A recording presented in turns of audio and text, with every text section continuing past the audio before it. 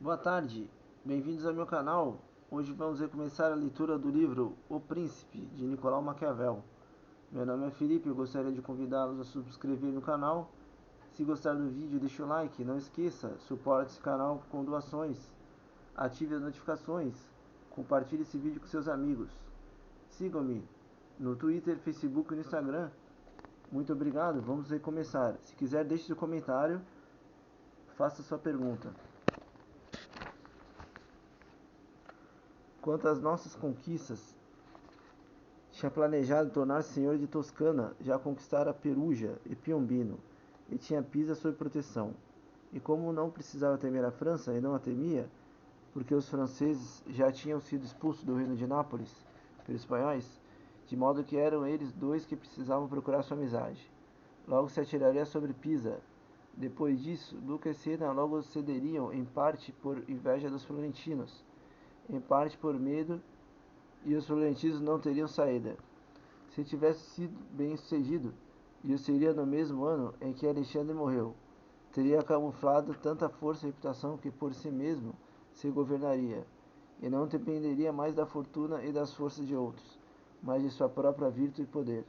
Alexandre, porém, morreu 5 anos depois que ele havia desembainhado a espada. Deixou-o apenas com o estado de Romanha consolidado e com tudo mais no ar, prensado entre dois potentíssimos exércitos inimigos e mortalmente doente.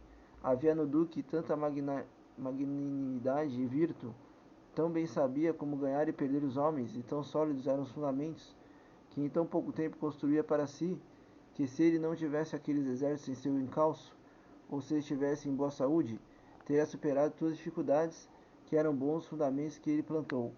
Ficou comprovado quando Romanha o esperou por mais de um mês em Roma, ainda que meio morto, esteve seguro, embora Borgognone, Viteri e Orsini tivessem ido para lá, não conseguiram sequazes para o atacar.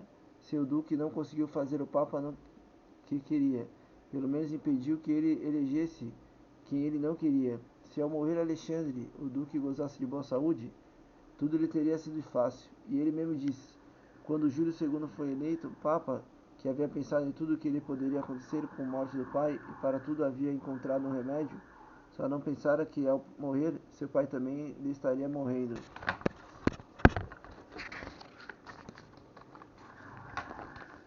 Recapitulando, portanto, todas as ações do duque,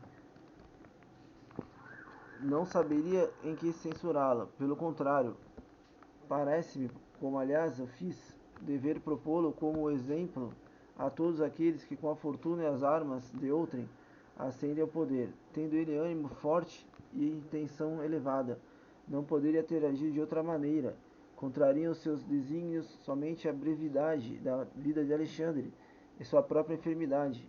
Quem, portanto, num principado novo, julgar necessário garantir-se contra os inimigos, conquistar amigos, vencer pela força ou pela fraude, fazer-se amado e temido pelo povo, ser obedecido e reverenciado pelos soldados, eliminar aqueles que podem ou devem prejudicá-lo, introduzir mudanças na antiga ordem, ser severo e grato, magnânimo e liberal, eliminar as milícias infiéis, criar outras novas, manter as amizades do rei e dos príncipes, de modo que beneficiam com solidade e temam ofendê-lo.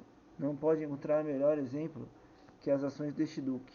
Somente se ele pode censurar a eleição do Papa Júlio, na qual fez uma má escolha, porque, como disse, se não podia fazer um Papa a seu modo, podia impedir que outro fosse Papa. Não deveria jamais ter consentido que ascendessem ao papado os cardeais que ele próprio tivesse prejudicado, ou que tornando-se papas pudessem temê-lo. Que os homens ferem, ou por medo ou por ódio, dentre os que ele havia ofendido, estavam entre outros os cardeais de San Pietro, Invícola, Colonna, San Giorgio, Escânio. Todos os outros, caso se tornasse papa, teriam motivos para temê-lo, exceto de Juan.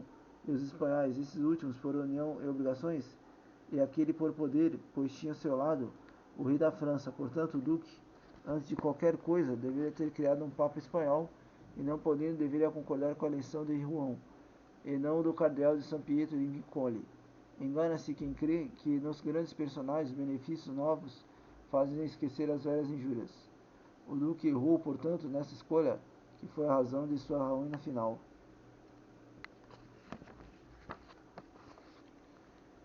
dos que chegaram ao principado por atos criminosos.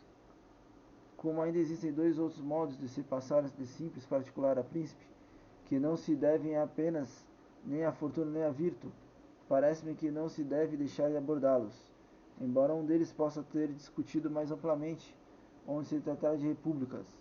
Estes dois modos são o ascender ao principado por via acelerada, e na fanda ou cidadão particular torna-se príncipe de sua pátria com o favor de seus concidadãos. Falando sobre o primeiro modo, mostraremos dois exemplos, um antigo e outro moderno, sem entrar porém no mérito dessa questão, considerando suficientes a quem precisar imitá-los.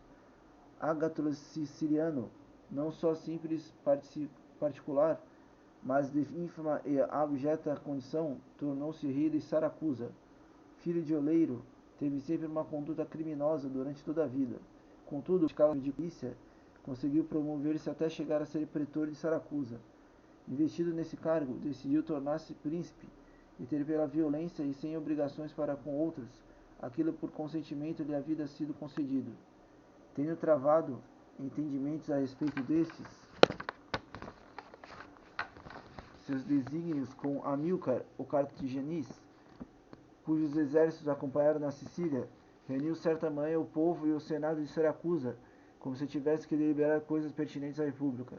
E a um sinal combinado, fez seus soldados assassinarem todos os senadores e as pessoas mais ricas do povo. Mortos estes, ocupou e manteve o principado daquela cidade sem qualquer controvérsia civil. Embora os cartagineses o derrotassem duas vezes e por fim o sitiassem, não apenas pôde defender sua cidade, mas ainda deixando parte de suas tropas na defesa contra o cerco, atacou o restante da África e em breve tempo liberou Siracusa do cerco, levando os cartagineses à extrema miséria. Estes tiveram que entrar em acordo com ele e contentar-se com suas possessões na África, deixando a Sicília para Agatocles. Quem considerar, portanto, suas ações e sua vida, não verá coisa alguma ou pouca que se possa atribuir à fortuna.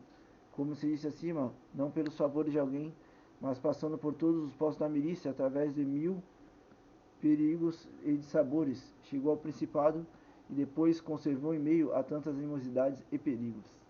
Se você gostou desse vídeo e é como Agatocles, compartilhe esse vídeo, subscreva. Muito obrigado, uma boa noite para você, até mais.